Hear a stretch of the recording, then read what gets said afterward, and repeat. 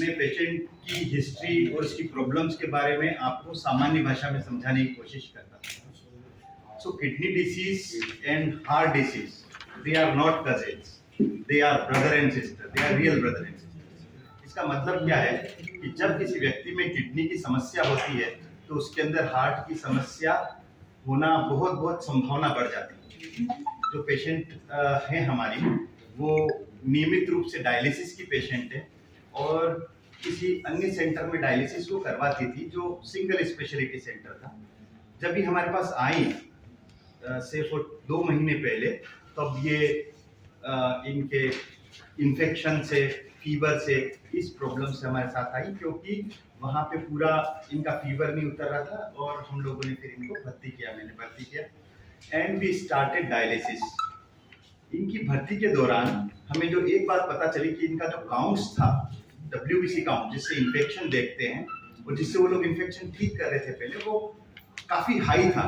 वो 30-35 हज़ार की, सामान्य व्यक्ति में 4 से 12 हज़ार होता है, उनका 35 हज़ार के ऊपर काउंट था और उनके काफ़ी सारे एंटीबायोटिक चल रहे थे। इनके भर्ती के 2-3 दिन के भीतर हमें ये पता चला कि ये जो काउंट्स बढ़ रहा है ये किसी इन्फेक्शन कारण नहीं है, ये एक इयोसिनोफिलिक न्यूमोनाइटिस नाम की बीमारी है जिसमें इयोसिनोफिल काउंट बढ़ जाता है। लगता है ऐसा है कि WBC बढ़ गई है और एक दूसरी प्रकार की काउंट्स होती है जो बढ़ जाती है, जिसको इयोसिनोफिलिया बोलते हैं।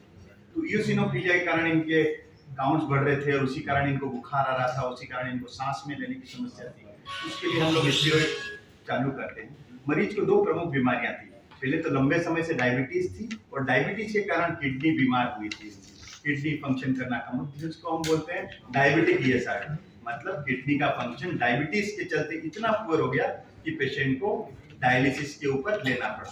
तो एक तो बीमारी थी डायबिटीज, दूसरी बीमारी थी डायबिटिक किडनी डिजीज, तीसरी समस्या थी कि पेशेंट डायलिसिस के ऊपर है और चौथी समस्या थी क्रॉनिक इयोसिनोफिलिक न्यूमोनाइटिस, जिसके कारण इनके काउंट्स बहुत ज्यादा हो गए थे। अब थोड़े दिन ट्रीटमेंट के बाद जब पेशेंट ठीक हुई, हमने उनको घर भेज दिया और रूटीनली मेंटेनेंस हेमोडायलिसिस में क्या होता है, मरीज हमारे पास आता है, डायलिसिस कराता है, देन ही गोज होम।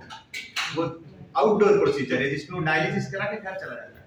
इनके डायलिसिस के दौरान हमें ये पता चला कि डायलिसिस के साथ इनका बीपी सडनली ड्रॉप हो जाता है। वो ड्रॉप होके 70-50 तक आ जाता था। सामान्य रूप से डायलिसिस CKD का मरीज जिसका किडनी खराब है, इन सब लोगों का बीपी हाई रहता है और बीपी हाई रहता है तो डायलिसिस करके पानी निकालने में, जहर निकालने में सुविधा रहती है। लेकिन जब बीपी कम हो जाता है तो हमारा पहला संदेह होता है या तो शरीर में एल्बुमिन की कमी है या हार्ट का पंपिंग पावर कम है। तब हमने इनके हार्ट के की जांच कराई, हमें पता चला कि इनके हार्ट में 3 नलियां होती हैं। तो तीनों वेसल्स इनकी कुछ हद तक ब्लॉक आई हमें, जिसको हम ट्रिपल वेसल डिसीज बोलते हैं। तो अब इस ट्रिपल वेसल डिसीज को ठीक किए बिना, इसको हार्ट को सपोर्ट दिए बिना इनका डायलिसिस करने की भी समस्या हो रही थी, क्योंकि जब भी हम आउटडोर बेसिस पे डायलिसिस करते बीपी नीचे आ जाता। फिर हमने विचार किया कि इसको कैसे ठीक किया जाए। जब 2 से अधिक वेसल्स के अंदर ब्लॉकेज होता है तो सबसे सरल उपाय ये होता है कि बाईपास ग्राफ्टिंग करते हैं, CABG करते हैं। लेकिन मरीज को इतनी मल्टीपल कोमोर्बिडिटीज थी कि किसी भी सर्जन ने इनका बाईपास करने का न तो परिवार राजी था, न सर्जन लोग राजी थे। उन्होंने सबने इस बात को डिक्लाइन किया कि रिस्क इस पेशेंट में बहुत ज्यादा है, हम अगर बाईपास ग्राफ्टिंग करेंगे हो सकता है मरीज ऑपरेशन थिएटर से बाहर ना।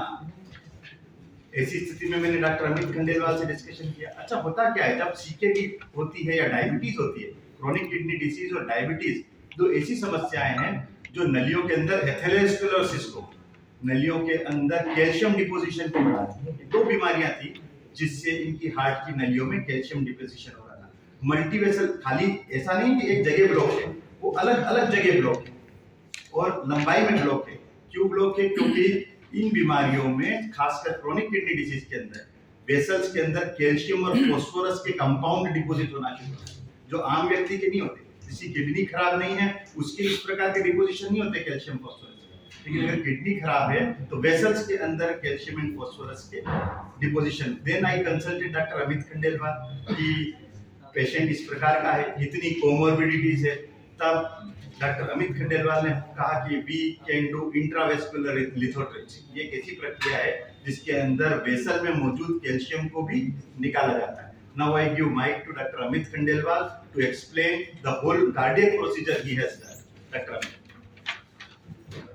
Thank you, Dr. Ashutosh. So it was very good illustration.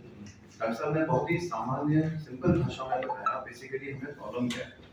तो हम समझते हैं नाड़ियों में जब ब्लॉकेज आ जाए तो उसकी वजह से माइनर या मेजर हार्ट अटैक होते हैं. पूर्णतया 100% अवरोध आ जाए तो उसमें मेजर हार्ट अटैक होता है.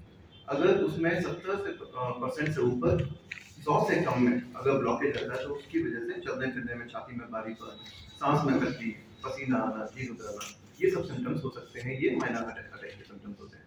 बट रूटीन एंजियोप्लास्टी में और इस एंजियोप्लास्टी में या रूटीन पेशेंट्स में और इस पेशेंट में क्या डिफरेंस है. जैसे डॉक्टर साहब ने समझाया 65 साल की उम्र, 20 साल से डायबिटीज, कैल्शियम डिपोजिशन होना, 6 साल से कांस्टेंट डायलिसिस चलना. कैल्शियम डिपोजिट हो जाने की वजह से आप फर्ज करें कि एक नाड़ी में ब्लॉक है और उस ब्लॉकेज के साथ में कैल्शियम भी पहुंच जाता है. तो उस कैल्शियम की वजह से हमें दो तकलीफें आती हैं. एक, वहां पर स्टेंट पहुंचेगा कैसे. सामान्यतः एंजियोप्लास्टी में हम वायर लेके जाते हैं, बलून लेके जाते हैं, बलून से उसको वहां उस जगह पे फुला करके उस स्टेंट को वहां पे डिप्लॉय किया जाता है, जिसको डिप्लॉयमेंट ऑफ द स्टेंट कहते हैं. बट तकलीफ क्या आती है कैल्शियम ज्यादा होने की वजह से, जो कि डायबिटीज की वजह से और किडनी डिजीज की वजह से है. आप वहां पर स्टेंट ले जा ही नहीं पाएंगे. क्यों? क्योंकि कैल्शियम इतना ज्यादा है, टॉर्शस इतनी आर्टरी, तो आपको उसको ट्रीट करना पड़ेगा पहले. अच्छा, गलती से या किसी यू कैन से कि प्रेशर से हम ले भी जाए स्टेंट को तो पूरी तरह से वो